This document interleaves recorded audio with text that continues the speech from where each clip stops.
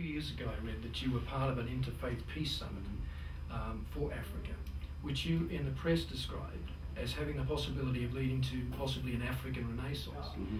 My question is, what would an African Renaissance look like? What would be happening in a Renaissance in Africa that isn't happening in Africa now?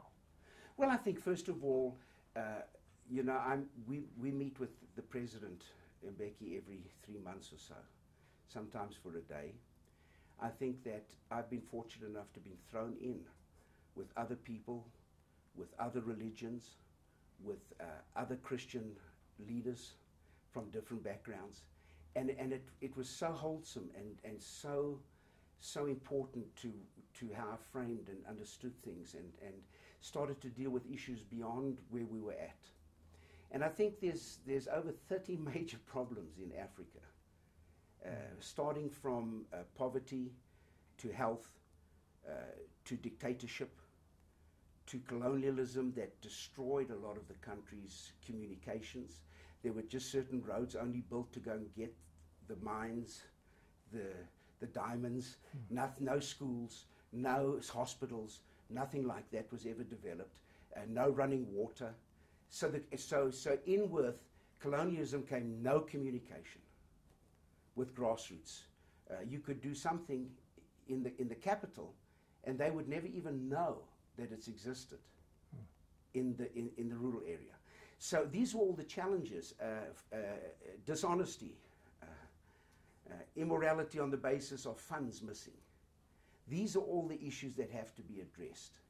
But at the same time, I personally have been optimistic for 20 years that Africa is going to have its day and that we are seeing some incredible things happening in Africa, particularly on the basis of the church growth, that we have over 450 churches across the country.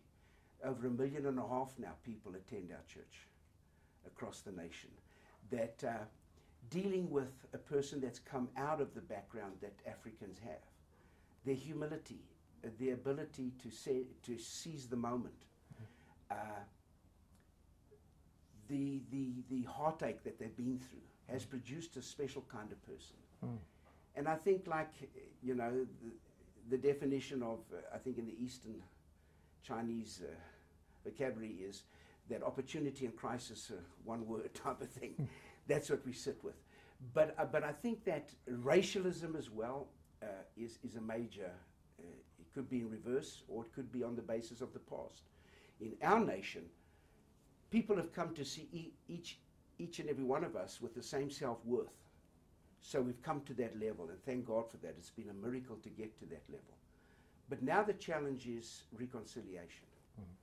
How do I sit inside your head and how do you sit inside mine? By the way I think, to address things. For instance, you will find in a certain culture, democracy is essential to get anything done.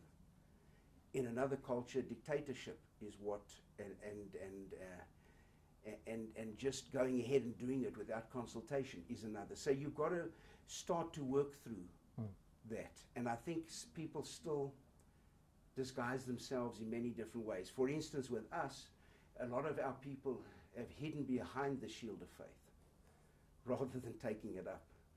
And so we've got to address these problems. But I'm optimistic.